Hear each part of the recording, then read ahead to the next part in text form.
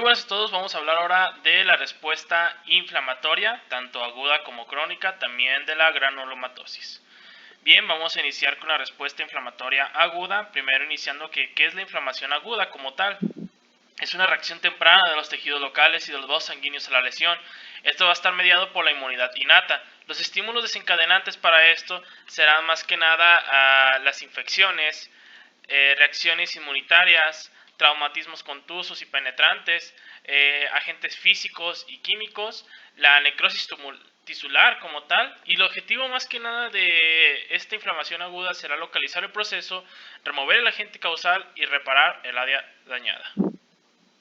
Bien, cabe resaltar que lo vamos a dividir en fase vascular, fase celular, los mediadores y como también sus manifestaciones clínicas.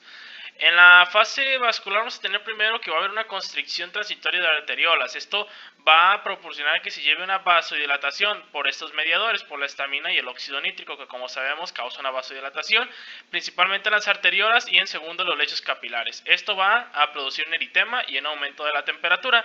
Luego esto pues va a llevar a un aumento de la permeabilidad de la microvasculatura, obviamente por estos mediadores, histamina, bradicinina y leucotrienos, que también son vasodilatadores.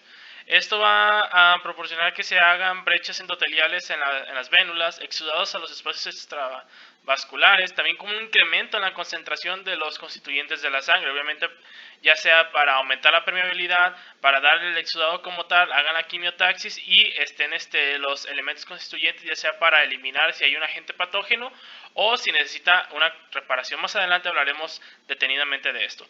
¿Qué va a condicionar esto? Esto nos va a llevar a que disminuya la presión intracapilar y aumente la del líquido intracelular. Esto va a causar prácticamente que haya un exudado. Entonces, en la fase vascular lo que podemos simplificar lo que va a haber un edema, puede haber dolor en caso de que, por ejemplo, sea en la piel con una terminación libre, puede haber dolor, pérdida de función en caso de qué tanto estuvo el área dañada, el eritema, obviamente como aquí lo vimos en esta parte, y el calor por el aumento de la temperatura. Bien, aquí vamos a ver los patrones de respuesta vascular. Tenemos patrones de respuesta inmediata transitoria, en la cual se da por una lesión menor. Puede ser reversible, es de una corta duración de 15 a 30 minutos y donde va a actuar más son las vénulas de 20 a 60 micras de diámetro. En la respuesta inmediata sostenida va a ser más que nada por lesiones graves. Esto puede durar prácticamente varios días, afecta principalmente arteriolas, capilares y vénulas, y los neutrófilos pueden dañar el endotelio al adherirse a él, como vamos a ver más adelante, cómo es que se adhiere. La respuesta hemodinámica tardía, aquí va a aumentar la permeabilidad de las vénulas y los capilares. Es común en lesiones por radiación. Bien, ahora pasamos a la fase celular, en la cual la vamos a dividir en 4 pasos. El primer paso será una marginación y adhesión leucocitarias al endotelio. El segundo paso, una migración leucocitaria a través del endotelio. Tercero, la quimiotaxis. Y la cuarta, activación leucocitaria y fagocitosis. Bien, vamos a iniciar con la marginación y adhesión y migración de los leucocitos. Como sabemos, los leucocitos se concentran a lo largo de la pared endotelial. Esto ya cuando se da a cabo la vasodilatación, van a estar en toda la pared endotelial. Entonces, los leucocitos más la sangre más el endotelio hacen un suceso inflamatorio definitivo, que esto nos va a llevar a la adhesión. Se adhieren al endotelio y empiezan a desplazarse a través de los vasos, porque esto se va a dar porque va a liberar citocinas. Las citocinas como tal hacen que el endotelio del vaso exprese selectinas que unirán a los leucocitos. Es importante que recuerden esto porque más adelante en un gráfico veremos cómo estas selectinas se van a unir a estas citocinas y van a hacer como un rodamiento a lo largo de la pared endotelial para que luego puedan pasar al lugar de la inflamación y puedan dar una quimiotaxis. Entonces, como aquí les dije, los leucocitos ruedan y se desplazan en el endotelio para detenerse y fijarse a las MAC, que son las moléculas de adhesión celular. Las células endoteliales se separan y el leucocito emite pseudopodos que migran al vaso por medio de quimiotaxis. Aquí podemos ver prácticamente cómo tenemos el receptor de la interleucina 8, el sistema de Lewis, la integrina, que cómo se van a unir a la P-selectina y la E-selectina que están en el endotelio. Muy importantes porque estos se van a unir prácticamente al sistema de Lewis y prácticamente también como las moléculas MAC se van a unir al receptor de esta interleucina 8, también como podemos ver que las ICAM1 se van a unir a las integrinas. Esto va a hacer que se dé a cabo el rodamiento y por medio de la vasodilatación que se va dando y la separación del endotelio por medio de la heparina y histaminas que son vasodilatadores, va a hacer que pase a través, el leucocito pase a través de este endotelio y pueda llegar a este espacio donde prácticamente aquí va a llevar a cabo la migración, como la quimiotaxis. Aquí podemos ver también unos pseudopodos. Espero que con esta imagen haya quedado un poco más explicado, igual lo pueden regresar. La quimiotaxis como tal es el proceso dinámico y controlado mediante energía de migración celular dirigida. Los quimiotrayentes son los detritos bacterianos y celulares, fragmentos proteicos generados por activación del sistema del complemento, y quimiosinas como citocinas quimiotácticas que dirigen el tránsito de los leucocitos hacia el sitio de la infección. Bien, tenemos la activación leucocitaria y también la fagocitosis. Esta es la fase final de la respuesta celular, que la vamos a dividir en tres: el reconocimiento y adhesión, la endocitosis y la eliminación intracelular. Muy bien, el reconocimiento se puede llevar a cabo ya sea por la fracción del CB3 del complemento, los receptores TOL, el receptor FC, receptor carroñero. Hay muchos tipos de receptores en los cuales pueden reconocer ya sea cualquier agente patógeno o cualquier agente que quieran opsonizar. Bien, muy bien. Una vez que tenemos esto, como sabemos, va a formar un pseudopodo y va a formar un fagosoma. Después de que tenemos el fagosoma, se va a formar un fagolisosoma, en la cual va a llevar a cabo la digestión y va a tener el cuerpo residual y va a ser expulsado por exocitosis, como vemos en la eliminación intracelular. Aquí de manera más específica vamos a ver que esto va a estar dado por lisocimas, proteasas y defensinas, que son enzimas digestivas y moléculas antimicrobianas. Muy bien, y pueden generar este tipo de cosas: oxígeno, mieloperoxidasa y síntesis del óxido nítrico. Bien, los mediadores inflamatorios. En signos y síntomas va a estar dado obviamente por los mediadores químicos. Según su función, los mediadores se pueden clasificar ya sea en propiedades vasoactivas y de constricción del músculo liso, como es la histamina o los derivados del ácido araquidónico. Las proteasas plasmáticas y activadoras, como el sistema de complemento y la cascada de coagulación. Factores quimiotácticos, como los fragmentos del complemento, las quimiosinas. Y moléculas reactivas y citocinas liberadas a partir de los leucocitos. Aquí podemos ver que en la inflamación aguda, en el hígado vamos a ser mediadores derivados del plasma, y en las células mediadores derivados de las células. Vamos a ver más adelante en este gráfico cómo van a estar estos mediadores derivados del plasma, que son como las proteínas de fase aguda, que va a ser el que va a provocar la fiebre y la inflamación. La activación del factor 12, el factor de Hageman, en el sistema de coagulación fibrinolítico, y el sistema de la acinina, de la brasinina, que más adelante los vamos a ver. Y las proteínas del complemento, como la activación del sistema del complemento como tal. También en la célula tenemos mediadores derivados de las células como tal. El mediador más que nada de las células cebadas, como la histamina, las plaquetas, la serotonina, neutrófilos y macrófagos, enzimas lisosómicas, leucocitos como prostaglandina, leucotrienos, factor activador de plaquetas, leucocitos y macrófagos como el óxido nítrico, radicales libres derivados del oxígeno, macrófagos, linfocitos y células endoteliales, citocinas. Cabe resaltar que estos son preformados y estos son recién sintetizados, para diferenciarlos. Muy bien, hablando de la histamina como tal, ya hemos mencionado un poco que es un potente vasodilatador. Se encuentra como reserva en los basófilos y los mastocitos. Provoca una dilatación de arteriolas, un aumento de la capacidad vascular, porque va a aumentar la mayor permeabilidad de las vénulas y una mayor concentración adyacente a los vasos sanguíneos. Los estímulos más que nada para la histamina son las reacciones inmunitarias, como la hemoglobina E, traumatismos, presencia de agentes inflamatorios, moléculas de complemento como proteínas lisosomales e interleucinas. También ocupa de los receptores H1 de las células endoteliales, que son antihistamínicos. Muy bien, aquí pueden actuar también antihistamínicos para que no se liberen, y estos son más que nada los complementos derivados del plasma que van a ser derivados de la sangre, que van a tener la histamina como tal, que la van a poder producir, que es el basófilo, plaquetas, mastocitos. Bien, tenemos los metabolitos del ácido araquidónico, que aquí la síntesis de cosanoides son derivados del ácido araquidónico y que van a tener dos vías. Aquí podemos ver la vía de la lipoxigenasa y la ciclooxigenasa. De la lipoxigenasa aquí vamos a tener los leucotrienos. Los leucotrienos se liberan más tarde que la histamina, y tres de ellos forman la sustancia de reacción lenta de la anafilaxia, que se puede presentar en un asma bronquial y anafilaxis.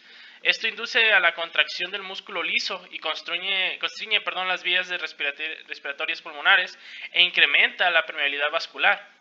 En cuanto a la vía de la ciclooxigenasa, vamos a tener las prostaglandinas y el tromboxano. En las prostaglandinas se induce la inflamación y potencia los efectos de la histamina. Esto va a inducir una vasodilatación, como ya lo mencioné, una broncoconstricción que inhibe la función de las células también inflamatorias. Y el tromboxano va a a provocar una vasoconstricción, broncoconstricción y promueve a la función plaquetaria.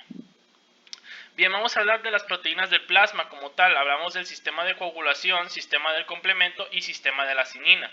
En el sistema de coagulación se va a dar en la fase vascular, donde va a haber fibrinopéptidos como la trombina, que va a tener receptores activados por proteasa, RAP1 más trombina. ¿Qué esto qué va a hacer? Una inducción a la inflamación, síntesis de quimiosinas, las moléculas de adhesión, como también las prostaglandinas. En el sistema de complemento vamos a tener 20 proteínas inactivas que se activan y se convierten en enzimas proteolíticas, degradan a otras proteínas del complemento. Prácticamente su función es incrementar la permeabilidad vascular, mejorar la fagocitosis e inducir a la vasodilatación.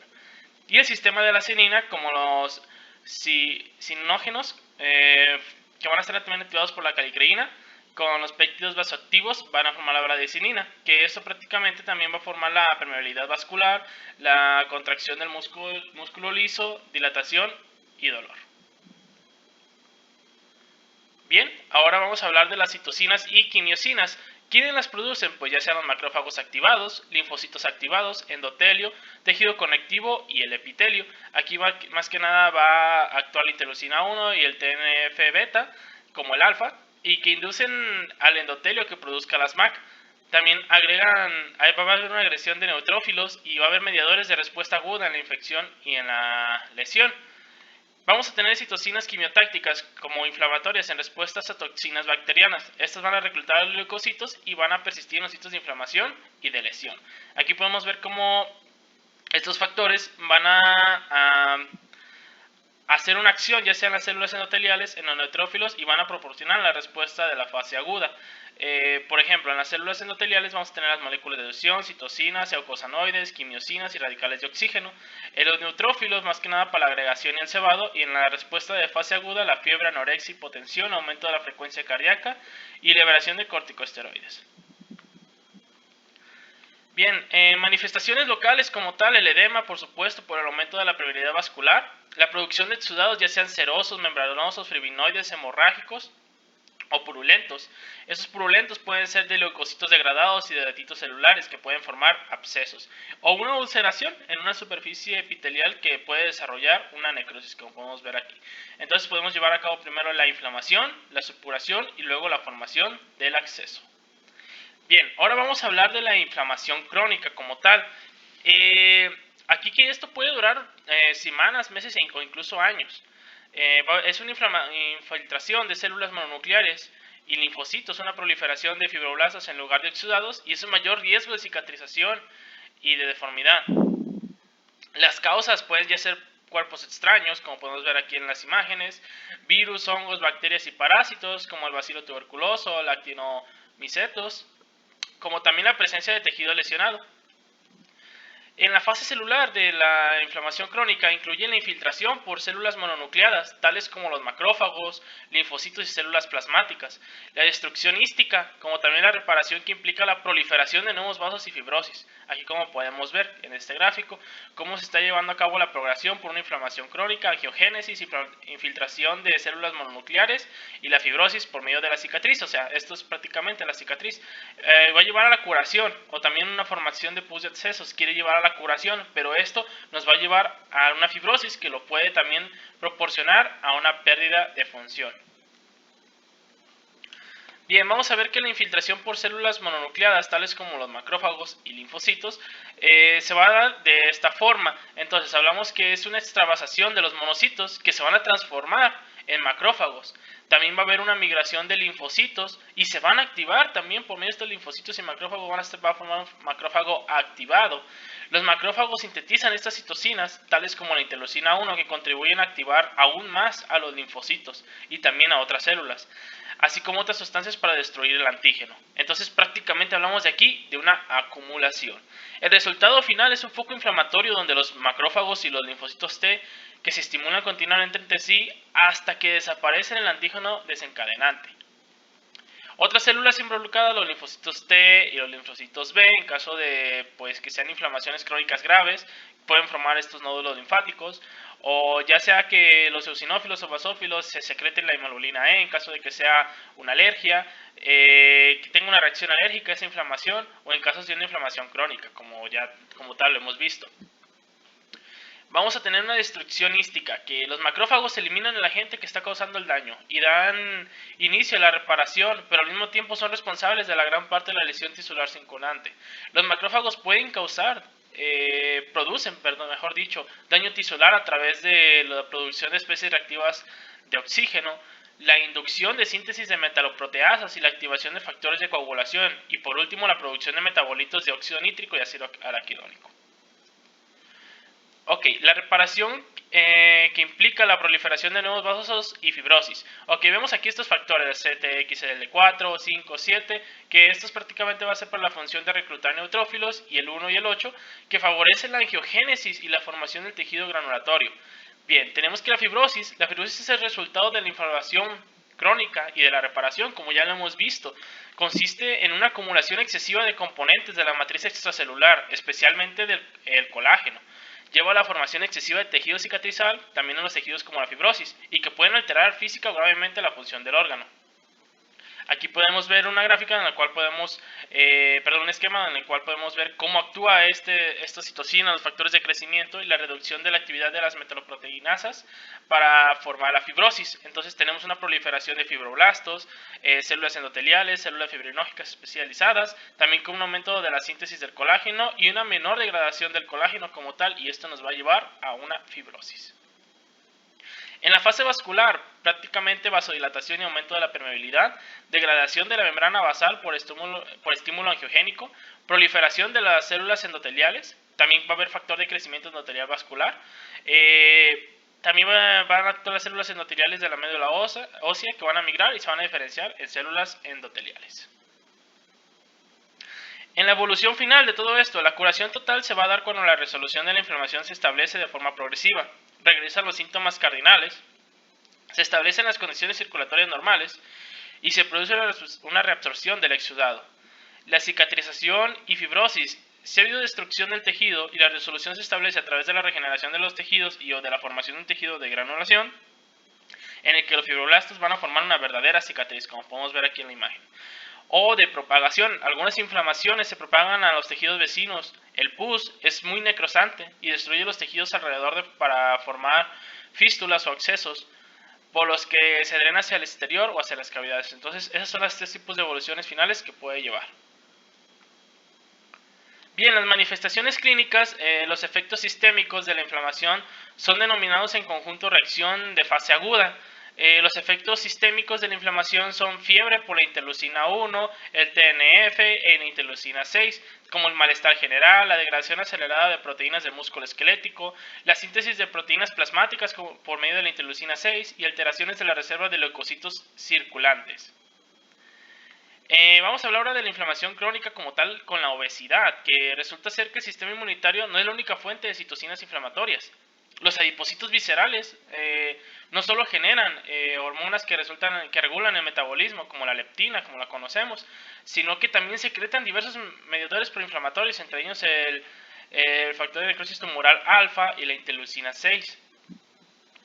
Y la inflamación crónica en el cáncer, esta va a ser una inflamación causada por daños en el ADN, una activación de la proliferación celular renovadora, un ambiente enriquecido en citocinas y factores de crecimiento que favorecen el crecimiento tumoral. Ahora vamos a hablar como tal de la granulomatosis con poliangitis o de Wegener. Vamos a tener más que nada que aquí la granulomatosis va a haber una vasculitis asociada a la producción de anticuerpos anticitoplasmáticos de neutrófilos o los ANCA como tal. Esto va a provocar una inflamación de un vaso sanguíneo predominante en arterias y en venas de pequeño calibre, inadecuado transporte de sangre de los órganos como tal o tejidos, manifestándose en cualquier parte, pudiendo afectar desde la piel hasta los riñones, etc.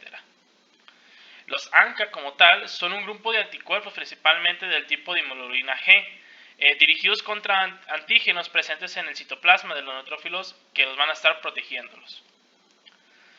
Bien, aquí tenemos el proceso de la granulomatosis. Primero, como tal, va a haber un daño vascular, luego las citocinas activadas por una infección o por estímulos ambientales, la activación de los neutrófilos que liberan estas proteínas, los ANCAs activados por la presencia del MPO y el PR3, como también moléculas de adhesión del neutrófilo que se unen al endotelio. El siguiente paso, los neutrófilos activados liberan más sustancias proinflamatorias y también van a estar ya presentes los neutrófilos, monocitos y linfocitos. Van a haber una formación de granulomas que va a ser una acumulación de células inmunes para aislar las sustancias extrañas. Al último, se va a estar infiltrándose y destruyendo la pared del vaso, extendiéndolo al tejido perivascular. Va a haber una aparición de necrosis fibrinoide por los factores de coagulación y la hemorragia localizada. Los riesgos dentro de una granulomatosis como tal es que puede haber un estrechamiento de la luz del vaso, provocando a lo mejor una isquemia, una reducción del flujo sanguíneo en los órganos críticos, sinusitis con granulomas mucosos, lesiones ulcerativas de la nariz y el paladar en la faringe, posibles hemorragias alveolares, hematuria e incluso tromboembolismo venoso, también como granulomatosis focal o segmentaria. En resumen, la granulomatosis se caracteriza por una inflamación y lesión de los vasos sanguíneos y se puede considerar como una enfermedad autoinmune. Afecta principalmente a los vasos sanguíneos en pequeños de los pulmones y los riñones, pero también puede afectar a la piel, ojos y otros lechos vasculares.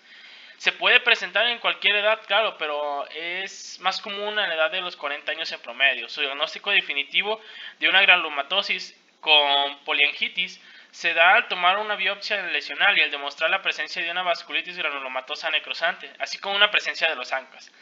El tratamiento consiste en corticosteroides con la prednisonona que ayudan a suprimir el sistema inmunitario y a reducir la inflamación de los vasos sanguíneos.